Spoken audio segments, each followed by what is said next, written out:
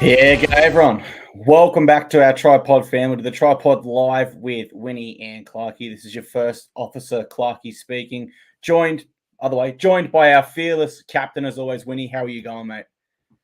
Mate, I might not be on cloud nine like you are after watching the Titans. We will say best till last, but I'm pretty good with a perfect round. Best bets 2-0, mixed matchup gets up by a few tries, and we even hit another same game. A crazy results got the same game is because I think we're hitting every 3 or 4 weeks over the whole season, but we're average winner odds like closer to $7. So it's been pretty unreal. That was the Knights game where they got the outright upset. So plenty of positives that we can talk about, but also plenty of big, regular season implications out of this round in terms of top 8 and top 4 spots that are up for grabs that I would like to discuss and like to hear from people who are joining us live as well. Yeah, of course. G'day to all our live viewers. Thank you for being here with us. And I think as we get down this last stretch, we're going to have a really a run of interesting recap pods because every game is just so important. But I tell you what, I actually had a friend when he wasn't feeling the best lately, he went to the doctors and he said, "Doctor, what's wrong with me?" And the doctor said, "Mate, you're a bit low on testosterone." And he goes, "Oh, doc, how do I fix that?" Do you know what the doctor told him, Winnie?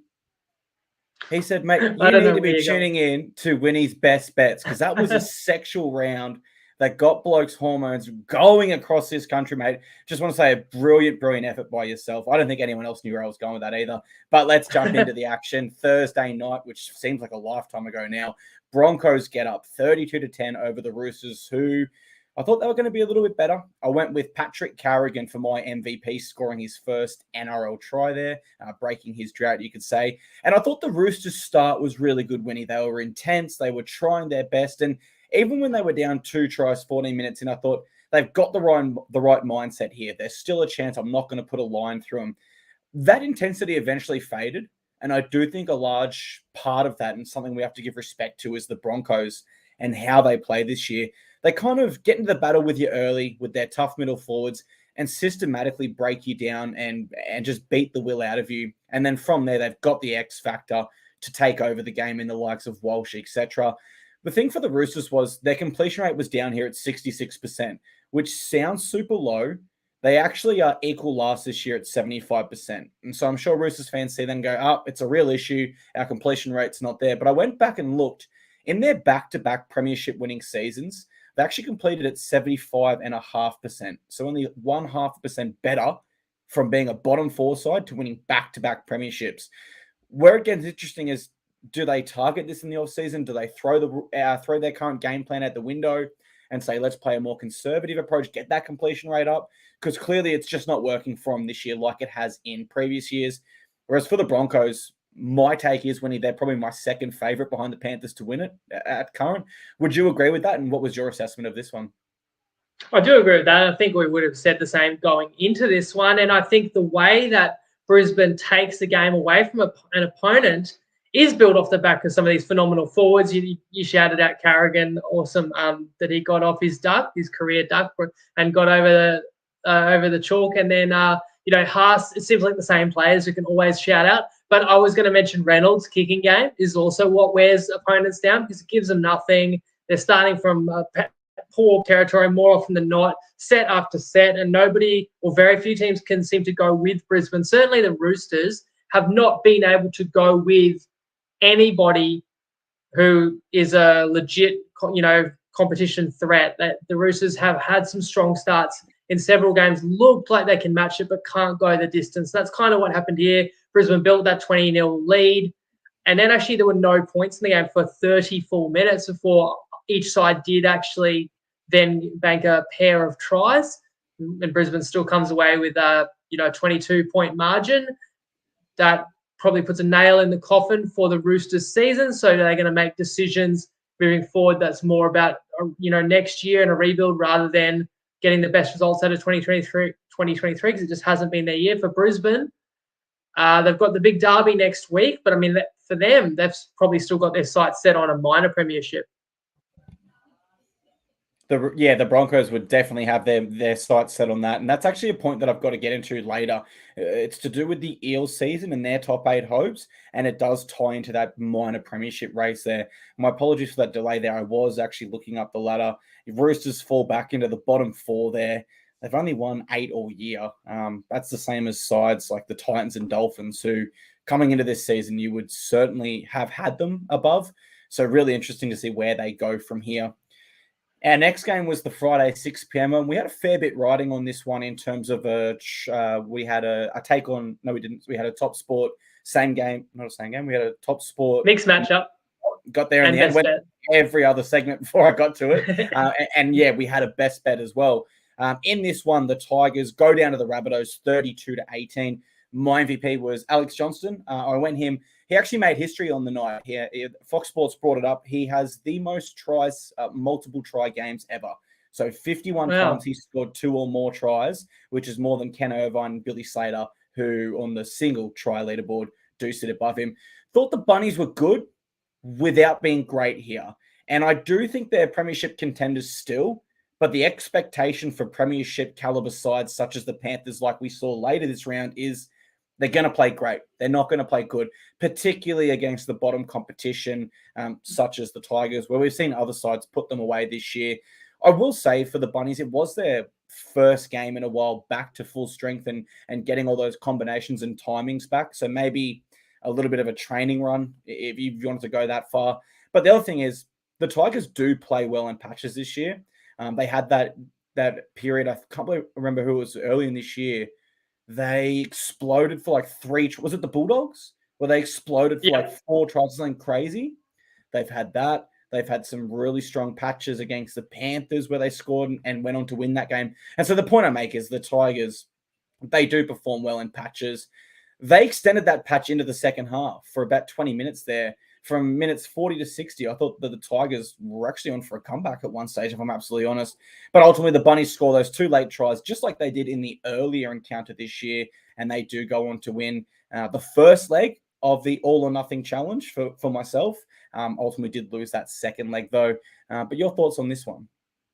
Firstly, I was very pleased to chalk up another best bet winner. And, you know, when a best bet wins or loses, then people will say it was right or wrong. But the truth is you can be partially right, because I liked the Rabbitohs and I liked them to win convincingly here, and that was wrong. You know, the Rabbitohs didn't cover the full game line as I thought they probably would. But what I was right about is, I guess, a strong start where the Rabbitohs did score 20 points in the first half, did lead by 14 going into the break. I put my hands up and intercept try to start things off. That helps. That man, Alex Johnston. You know, we don't get that. Maybe we don't get that first half cover. And I was also kind of right about the Tigers having a bit of a second half comeback in them. And it was legitimate. It went from 20-6 to suddenly it's 20-18. It's anyone's game into the second half. But the Rabbitohs did go on with it. Latrell looked pretty great. He looked like he was enjoying himself out there. He's playing up to the crowd. But most importantly, yeah, just looked to be moving freely. And it had the look about him that they definitely didn't rush him back. They made sure he's, you know, A-OK. And as you said, they got pretty much everyone back last week against Brisbane, and we thought the whole band would be back then. Latrell was held one more week. And he hasn't played for like 3 months, right? So now you do have the band back together. And while you always want to strengthen your points differential, and this would have been a good opportunity for the Bunnies to do so, and I will accept that people were going to say that was pretty mediocre performance. Getting the 2 points is what's most important, and the Souths can definitely build on that. And that puts them up to 6th on the NRL ladder, what I've got in front of me here. They are 2 points short of the Raiders there in 5th. So, you know, all things considered, they did their job. They got the win. And if you're a Tigers fan, they did cover the line there. So maybe you picked up a little bit of coin there.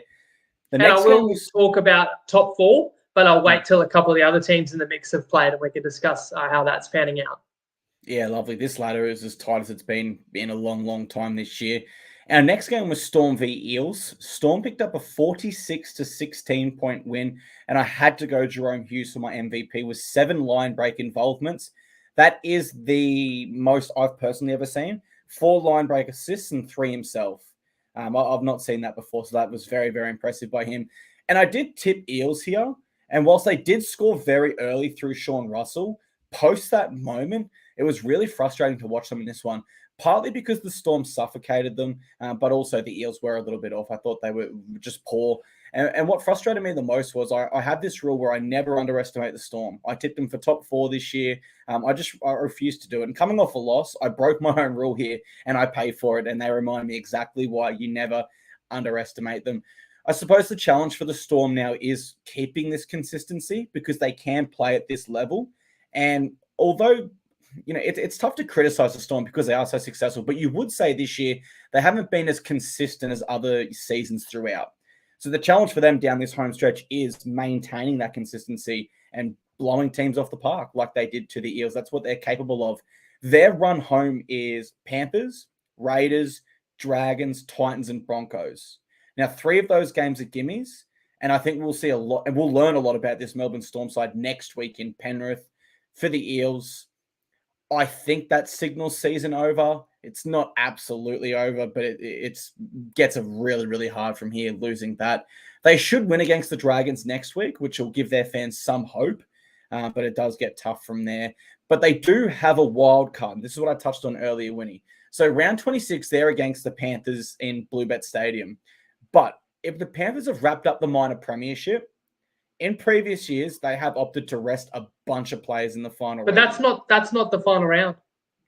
It says around 27, is it? Yeah. So you can probably disregard that. Yeah, because Penrith plays Cowboys. Penrith plays North Queensland in the final round. Trust me, I've looked closely because I've looked at top 4.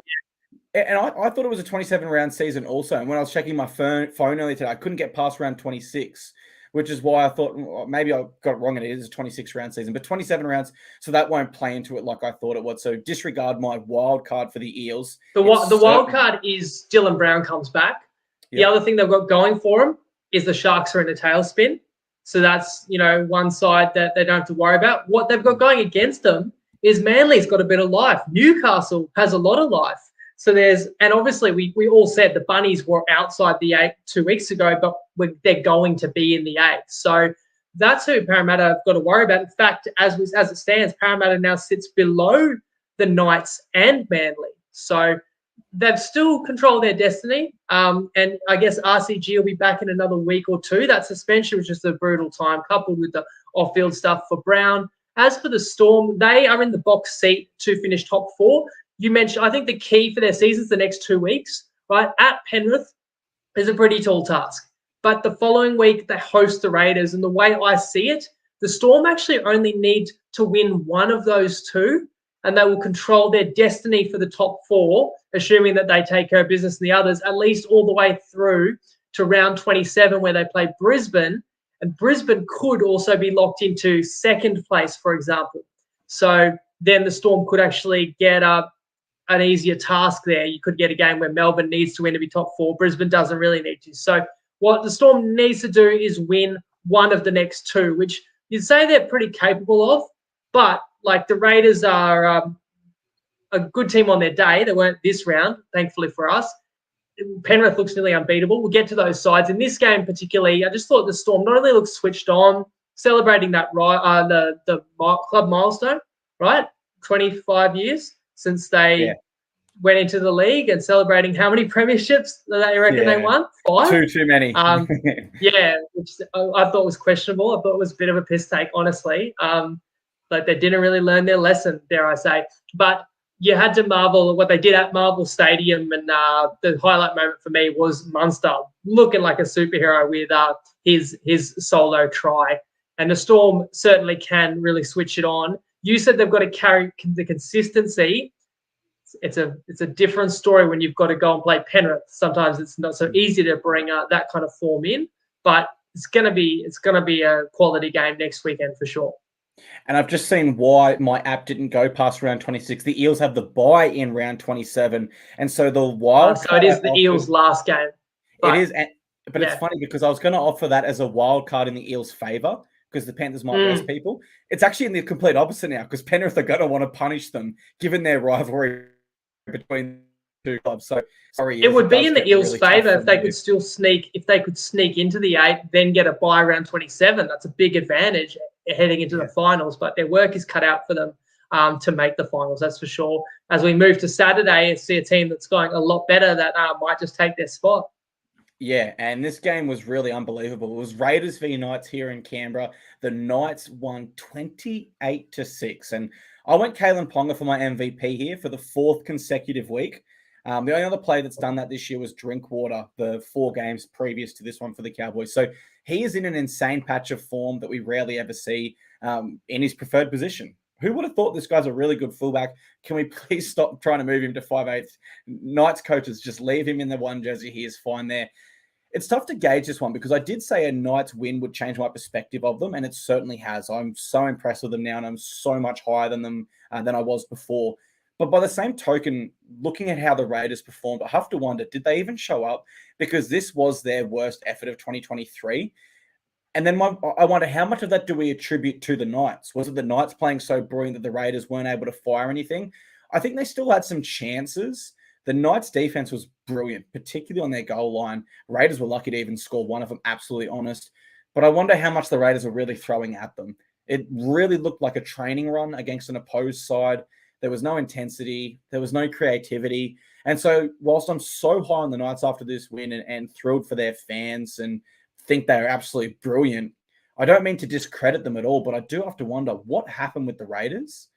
That was a horrible, horrible showing for them and a horrible tip by myself, tipping them there. But meanwhile, for the Knights, it's 5 in a row now. They're against the Dolphins next round in what seems like a winnable game for them, given their run home. And so I want to get your thoughts on not just the Knights win here, but why we maybe didn't see this consistency from them earlier in the year, because you've been really high on them since the preseason. Well, one of the reasons is, that man Ponga, who, as I said, is the most electric player in the league, wasn't there for a few weeks and, had games where he was in and then knocked out early or whatever, position change, they had injuries, suspensions. They lost games that were there to be won. I don't want to keep going over all that. I would love to know what the height of the Knights' top 8 odds got to. They had to be in the teens, a month ago to make the 8. I'd given up hope at that point. I said pre-season I could see them making the 8. And now, the truth is the reason they won so comprehensively yesterday is because they are really on a roll. You could see it from Ponga on his first touch of the footy when he caught the ball, skipped past a couple of defenders and took it back and made a 30-meter line break, his first carry, you could tell. But you asked the question, was there something wrong with the Raiders? I absolutely think there was as well. I really feel like that emotional, pour it all out, road trip to New Zealand, adversity, back and forth game, you're dead and buried, you come all the way back, you celebrate like you won, but you hadn't won yet, you had to kick a sideline conversion, you miss it, go to Golden Point, lose that, and then come out of it, and Ricky's blaming the refs, and it's kind of like they lost 2 games in that Golden Point period because they couldn't recover from that one in taking it, and they never really gave themselves a chance in this one. So perfect storm, one side that was flying and one side that just couldn't quite pick themselves up. And that was great for us with our best bet, Knights over 18.5 points. I had that covered in the first half. And Ponga to score and Knights to win. We also had pretty much had that covered in the first half because Ponga scored the opening try and the Knights did lead, 26-0 at one stage in this game. So that was, love to see a plan come together like it did here. And I don't know if you can ask me this, but I'll put it to our followers. Do you think the Knights make the 8? I'm going to say at this point right now, yes, I think they're going to get in ahead of Cronulla, Parramatta and Manly, and I think that they will get 8th spot. You and I, let's stay on the line after this live show and go through the NRL ladder predictor and see what we can come up with, because I think that'd be a good post for us after this as well. But I also think it's super interesting. I think the Knights win next round against the Dolphins, and I definitely think they beat the Bulldogs. Given how tight their last one was, they should have. I'm only joking. And then they set up a huge game in Newcastle against the Bunnies. So the Knights have a really exciting run home. Following that, it's the Sharks and Dragons. That Dragons game, in my opinion, probably, if they keep this form up, looms as a really good. I mean, final. Knights Sharks the week before could be like a playoff game.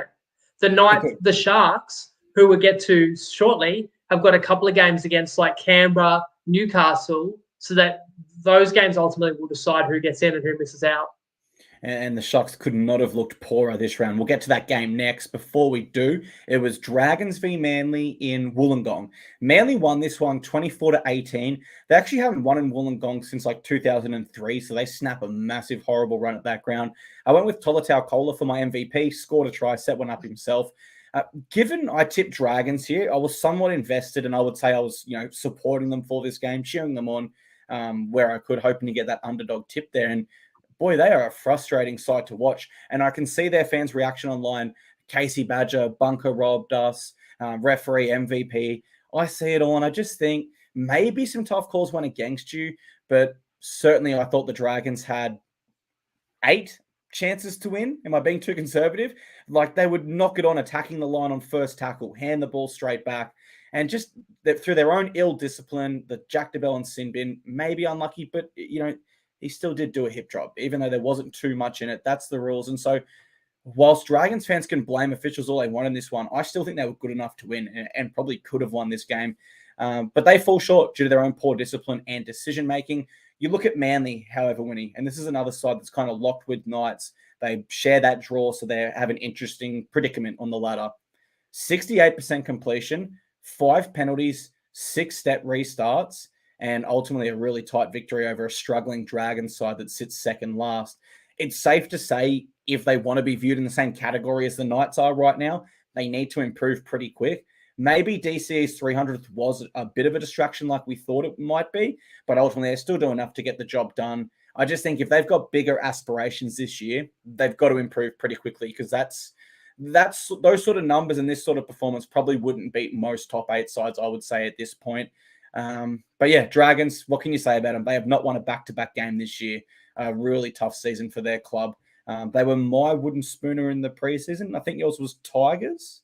Am I right in that? I'm ashamed to say mine was Dolphins.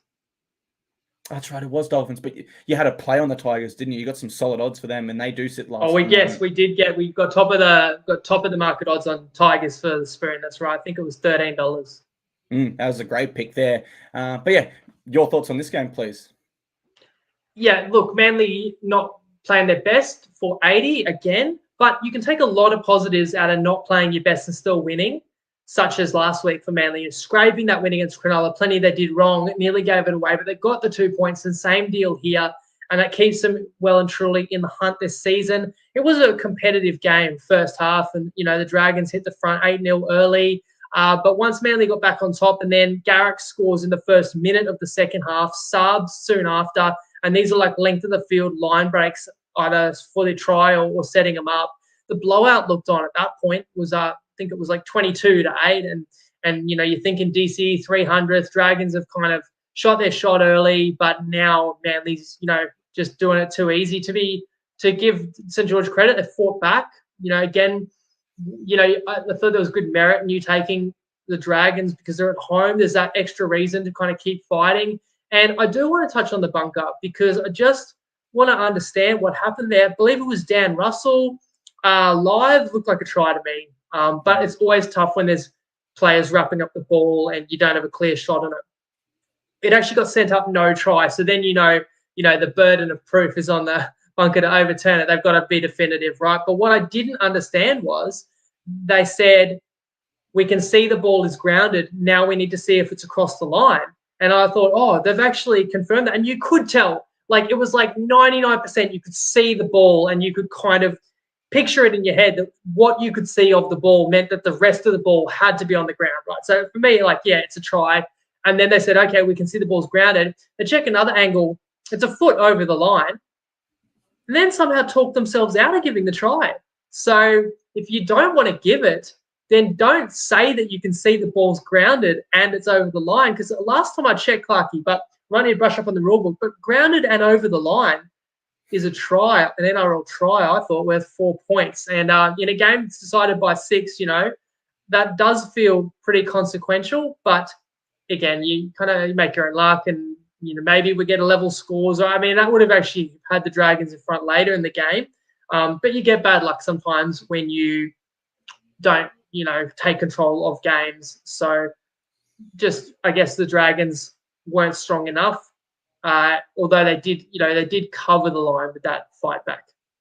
Yeah, they covered the line. What you touched on there, Ryan Carr, their coach, was actually quite angry about in the post-game press conference. He was pretty much alluding to, like, I could ask for clarification, but what's the point? Doesn't matter. They can just, and I think a lot of coaches are at that point where it's like, well, what's the point? Like, the result can't be changed. We just get a press conference. It rubs it in more when the NRL issues you an apology on Monday. Exactly. And then all it does is make fans, stew on that result even harder. So I kind of like the path he took. Like, who cares? It's happened now. Nothing can change it. And certainly a few coaches seem to be going down that path as well. Next game was Panthers v Sharks in Penrith. Panthers won this one 28-0. For my MVP, I had to go Nathan Cleary. Simply brilliant. Huge kick meters, 40-20s, try assists, you name it. He had it in this game. Special mention, of course, goes to Cameron McInnes, who made 83 tackles and broke the all-time NRL record. Panthers are favourites to win this competition absolutely right now, and it's not even close because they just seem unstoppable, and they're actually improving every week still, which a lot of other contenders aren't. They're kind of up and down.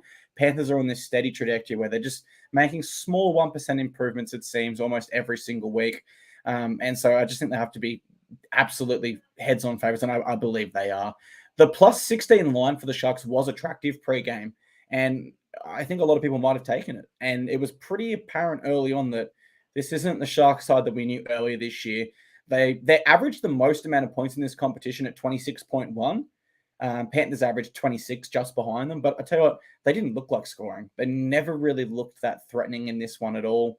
We know where the Panthers are right now. We know they're absolutely premiership favourites. But for the Sharks, we're just thinking, what has happened to this side, particularly the last 3 weeks, where it seems that they've just really fallen off a cliff with 3 losses in a row. They face the Bunnies next week, who will be high on confidence with the trail back another week. They had a nice 13-plus win, whereas the Sharks just could not be any lower on confidence. And so I went back at the draw, I had a look. When was their last notable win? Because they did have that stretch against Tigers, Dragons, a few easy games in there.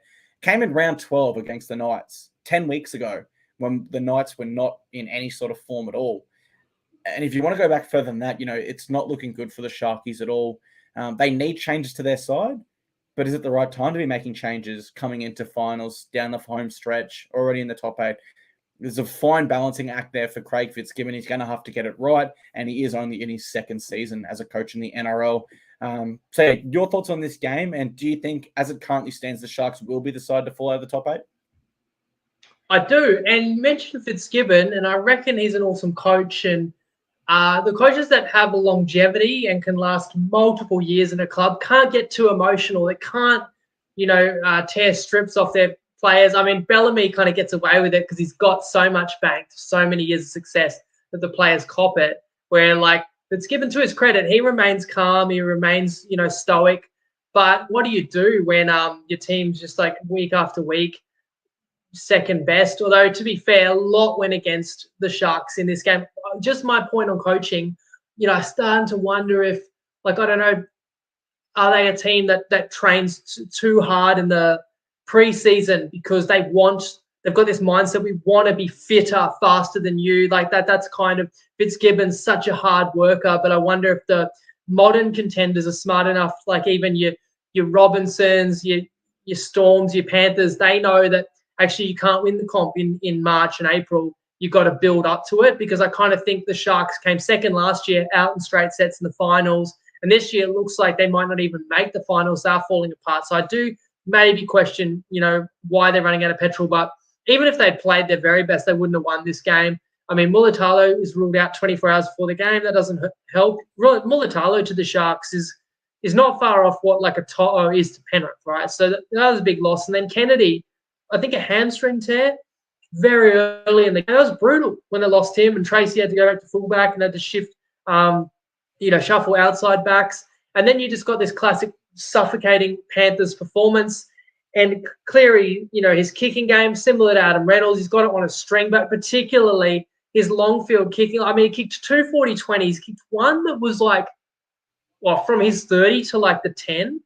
So someone can do the maths on that. It was 60 meters. Then he kicked another one where he dead set caught it, stepped backwards behind the 40, and then drilled a 40-20. So had no momentum behind it. Like, it was a thing of beauty. It's like a sight to behold. The way that he was kicking that footy, as sweet as I've ever seen. Like kicking him as far as Matty Burton last night.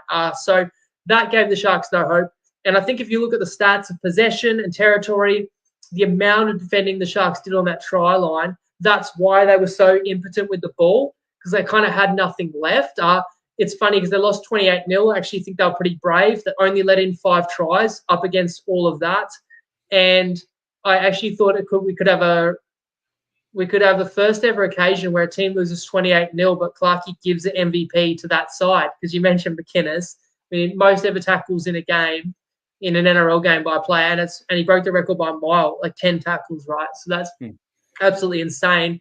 As for the Sharks attack, I kind of explained that's what happens when you're that burnt out. But when Peachy got sin bin with 20 to go, and I think the score was like 22-0, if you had been on that Sharks, and I've seen a couple of people saying they did take the start 17.5, there was a chance for a fight back there, and the Sharks got maybe 1 or 2 sets on Penrith's line, but even then they just couldn't do anything with it. They were just running on fumes. So that was a chance where maybe, not that they could have come back and won the game, but maybe they could have threatened the cover.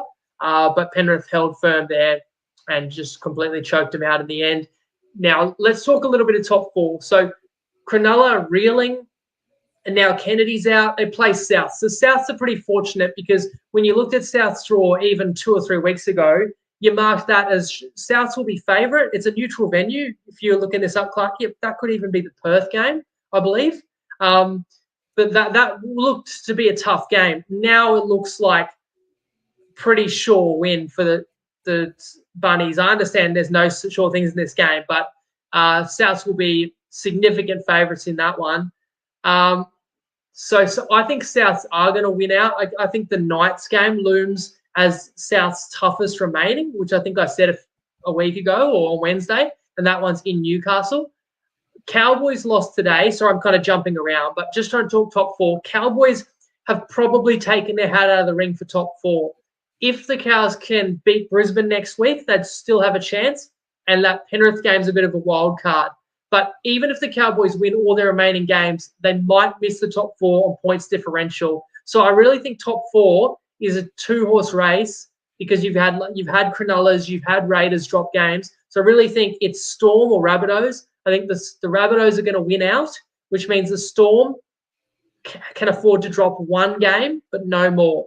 And it's relevant here because the Storm's next opponent is Penrith. So in a week from now, the Rabbitohs play the side that just lost 28-0. The Storm play the side that just won 28-0 in Panthers Sharks. So you'd think the high likelihood is that South will catch up a game on the Storm, and then the Storm will be on a tightrope, I reckon, for the rest of the year, clinging on to top 4 with South snipping at their heels.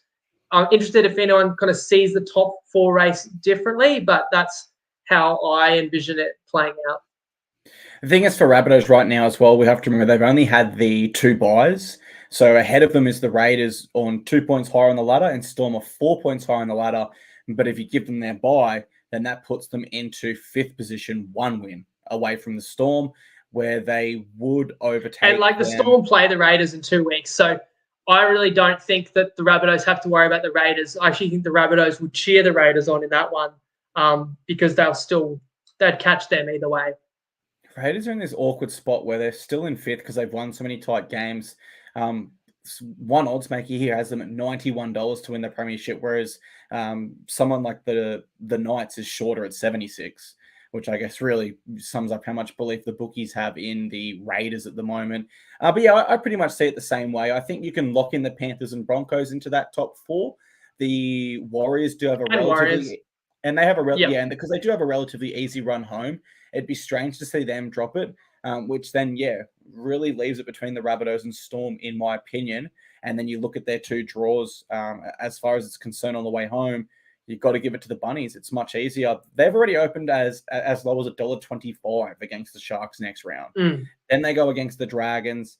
The game against the Knights looms as possibly the most important of their season if we factor in premiership talk, because we know you need to finish in that top 4. Then they get a week off with the bye and the Roosters. And I just think that bye is perfectly placed to Winnie, because you sort of go into the Knights game and, boys, give it everything. We've got a whole week off. And then you're coming at the Roosters, your arch rivals, who no doubt it's your last chance to, kind of stick that knife in and turn it one last time, coming off a bye. So I think Bunnies are perfectly placed at the moment to go on with it. Our Sunday afternoon kicked off with the Bulldogs v Dolphins. The Doggies won this one 23-22. I went with Matt Burton for my MVP. He kicked a field goal that seemed innocuous at the time, but it ended up proving absolutely crucial. I thought Jared Wallace, I saw him getting some criticism in the chat actually earlier, but I thought he was fantastic for the Dolphins. 40-plus tackles, no misses, 6 tackle breaks, over 100 meters, got a repeat set off his boot, was playing some expensive footy there for a prop forward. Neither side was ever in control of this one. The lead did change at times, and the game always felt like it was up for grabs. Dolphins did have a fair crack at that as well. Ultimately, Osako would miss a conversion there to potentially win the game, but this is one of those games where it doesn't really have any impact on the competition from here. It's just Bulldogs fans will be happy with the win. Dolphins fans will be disappointed with the tight loss. But in terms of where everyone's mind is sort of going, it's towards finals. And this game doesn't really factor too much into that at the moment. The win probably takes a little bit of pressure off the Doggies. They moved to 15th instead of 16th. But with more penalties, more errors, almost double the missed tackles and 67% completion rate, it's safe to say they probably got away with one here against the Dolphins, who did have a fair few chances to win. I know you're a Dolphins fan, so I'm guessing this one was pretty disappointing from a personal perspective.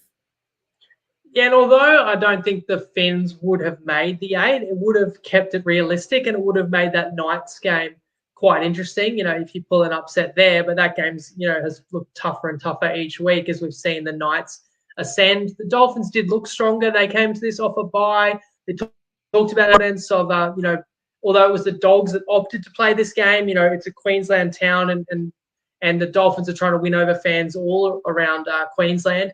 And they were up 8-0. Then the Dogs just got all this possession and all these repeat sets and were able to capitalise on that from 8-0 down to score a couple of tries and kick a field goal. It was a funny field goal. They were up 10-8. There was about 60 seconds to go in the first half. And Matty Burton just slotted it from 30 on 5th tackle. And it's like, you can kind of understand it because if he misses, you give away a 7-tackle set, but maybe there aren't enough seconds to actually play out 7 tackles. So there's low risk, I suppose. And if no one sees it coming, you never know when that point might come in handy. And then crazily enough, they win by 1 point. In the second half, it was back and forth, but it was the Dogs who had the lead for most of it. Then the Finns took the lead and thought they'd extended their lead only for a try to be disallowed for obstruction. Then the Doggies got back in front with a try that was arguably a forward pass. And then the Finns have the final try of the match. As you say, Milford came on, got a double, and you get the kick, the chance to seal it. And Isako's leading the competition in points this year. And it was a windy day, just a tough one. It just goes across the face. So it is brutal for the Finns. But I suppose anyone that paid their money come out to watch this one got their money's worth. They got an entertaining game. The Dolphins fought hard. You can't ask for more than a team going till the final minute, giving themselves a chance to win. One last point on the Dogs. I don't think they're a good footy side at all, but they did look re-energized just by virtue of having a lot of their best players back. It seemed like that's what they drew inspiration on. Like we've got Bill Kickow, we've got Addo Carr, Reid Marnie's back, Liam Knight has joined the club. It's like it's just nice to have most of our core or available playing together. Let's go out and show what we can do. And they were by no means comprehensive, but they had their moments, which was good enough to just jag this win. And as you say, take a bit of the pressure off because it had been pretty ugly in recent weeks.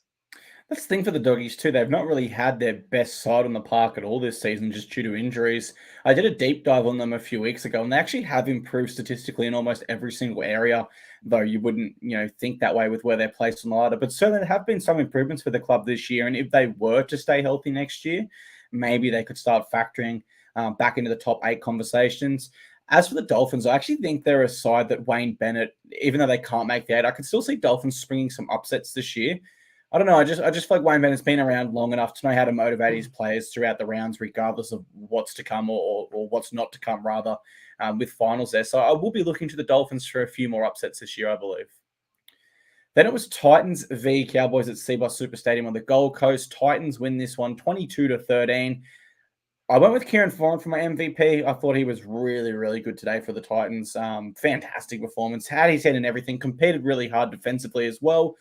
It was a tight first half, and I was starting to think, are the Cowboys a little bit off today, or are the Titans just playing some awesome footy right now? And I've got to be honest, I just think the Cowboys were off. I'd love to claim that my Titans were on another level today, and we turned up and we put in a great effort, but it was just like our win against the Broncos. The Cowboys are a much better side than us. The Broncos are a much better side than us, but for one reason or another, I think it's a mindset thing where they turn up against the Titans and think, well, we've already won. They're a chump side. And then the Titans are able to spring that upset. It's also tough to me to be excited by this. I know there is like mathematically our season's not over, Winnie, but I just can't get excited for it, man. I've been in this position for many years since 2007 where we blow it earlier in the year, we're outside of the top 8 race, and then we win these games late in the year that ultimately mean nothing. And I just can't get my hopes up at all. Just like I couldn't get my hopes up for this game, I tipped Cowboys. Coming into this game were clearly the better side. They were off. I suspect a lot of people tipped the Cowboys in this one. And I did put an all or nothing challenge leg in this one. I had Cowboys plus 4.5 tries. So that one, I lose that one. So what I think we do, Winnie, is we park that segment for the rest of this year, and we sort of put in that trial bucket where we've tried the take on Toppy. We've tried a few other things this year, really, on the podcast, the all or nothing, the pick the round challenge. And I think we just test and adjust with the audience and come back in 2024 with a more polished product and some new segments for our listeners. But I think, let's park the all or nothing challenge just by nature of running out of time this year. But yeah, great win for my Titans. Happy in that regard. Disappointed that it took us this long to turn up. Losing our last 4 in a row really hurt our season, man. But how did you see this one? Did we have any plays on this game? I don't think we did we? No, we didn't have anything at stake, but having tipped Souths to make top 4, I was looking at Cowboys, and what I was seeing was that they're the hottest side in the competition, that they had won 5 or 6 straight going into this, that this was a very winnable game, that next week they're home against Brisbane. And what I was really worried about was that if the Cowboys won this game and then beat Brisbane next week, and it was a pick 'em, there's comments that like Val Holmes are going to get into that. He was going to be suspended. Also, the Cowboys didn't look too good, so I'm sure Brisbane are favoured right now. And I dare say if you play that one early, you'll get a better line now on Brisbane than you will on Wednesday. But what I was thinking was if the Cowboys beat Brisbane next week, it may push Brisbane out of the minor premiership hunt, and it may create a dead rubber situation for Penrith, as we discussed, who face the Cowboys in round 27. So beating Brisbane could be worth 2 wins because it could give the Panthers nothing to play for around 27. However, that might not matter now because I think, now, even if the Cowboys run the gauntlet, I think the Rabbitohs are going to do the same. So it would come down to points difference. And again, it's a wasted opportunity today because a game against the Titans is the type of game you want to pump up your points differential. So I do think this is the kind of game that maybe halts the Cowboys' charge to make the 4, which, as we always say, is so critical to your possibilities of winning the comp. So that people take a hit, anyone that was on like Cows to win the comp. And then you look into this coming game against Brisbane. Like Brisbane's been cooling their heels since Thursday. Now you've got your goal kicker and electric outside back Holmes is going to get suspended, would be my hot tip. Or in fact, Andrew Harris comments there is gone for 2 weeks. So if that's confirmed, then there you go. And as for why were the Cowboys off their game, I did mention this on Wednesday. No, Nanai was a big out, Neem as well. But I did try to warn people that this was a fishy one. Everybody is going to have tipped Cowboys. Everyone's going to be relying on them for any open multis. It seems pretty logical. But the Titans have these surprises in them, like the game against Brisbane. It was very similar to that one, where the Titans, for no reason that you could have foreseen, held Brisbane to 2 tries in a Sunday afternoon game. Well, they did the same against the Cowboys. Equally impressive here, and it was an exciting game. Jaden Campbell got more minutes. That was partly because Brimo got an ab strain, but then they brought Brimo back on, played him in the centres, and Campbell's try just in the first set of the second half was pivotal because the Titans were down 13-10, and that put him in front of a lead they didn't relinquish. And another reason I think the Cowboys maybe were off is I've just mentioned multiple times they're playing Brisbane. We call that a look-ahead spot sometimes, where you think you're going to take care of business in this one and you know how critical next week is, where you shouldn't look too far ahead sometimes because anyone can beat anyone just about this competition. And I'm glad you mentioned Foran as your MVP because I had noted him as well. The wily old vet, man. Like, it looks like everything he does out there hurts.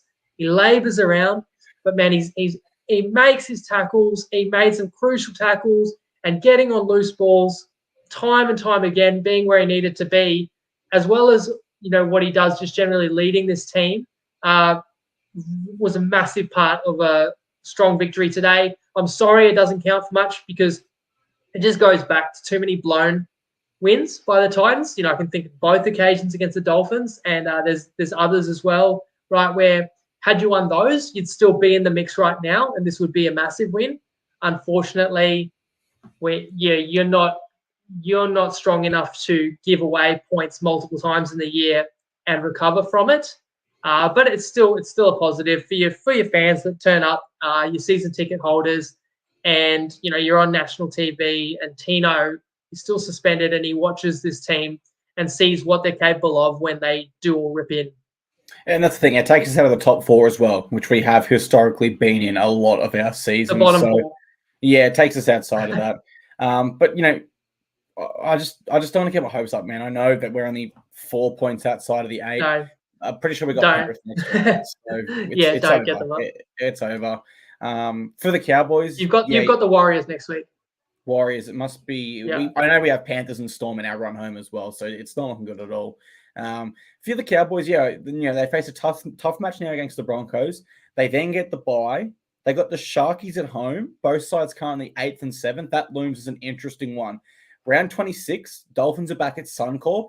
I mentioned they're the sort of team that can spring an upset. That could be one of those sort of games as well. And then they finish with the Panthers in round 27, which may or may not pan out with Panthers resting players. So you do wonder, does this loss even put the Cowboys in danger of falling outside of the 8? Possibly it does when you look at that run home.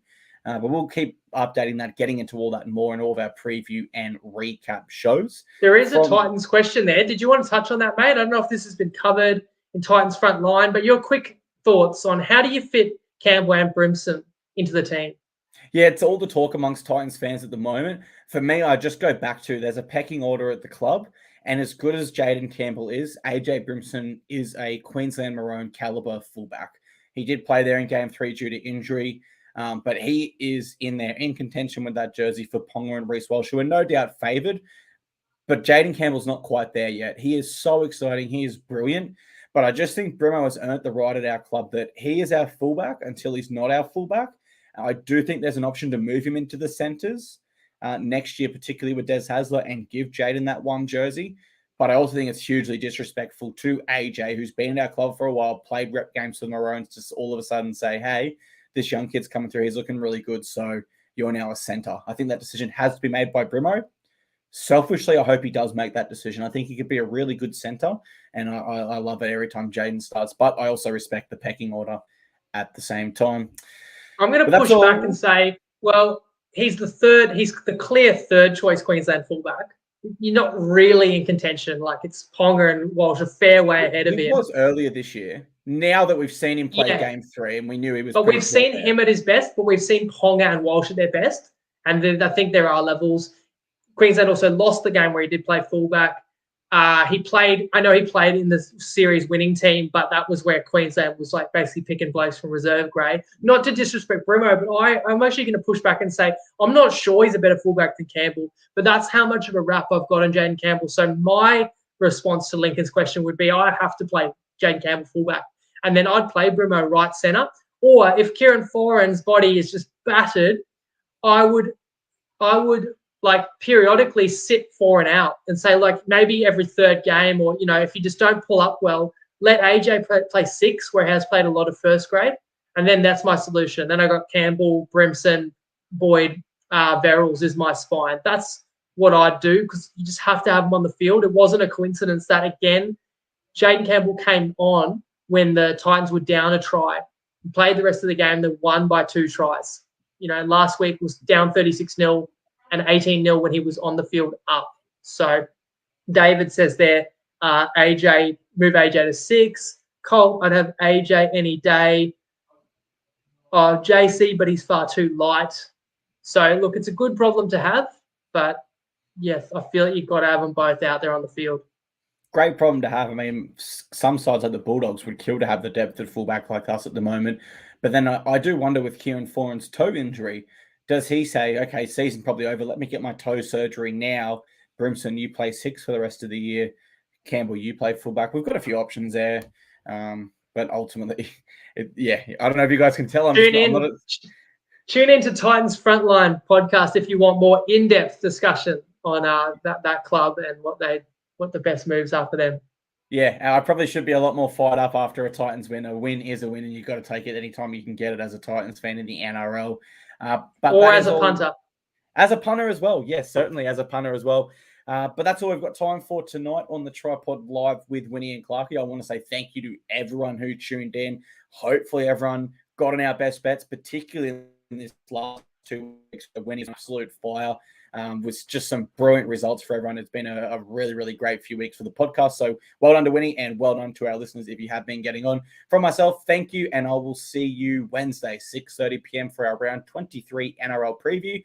With that in mind, Winnie, over to you to farewell the show.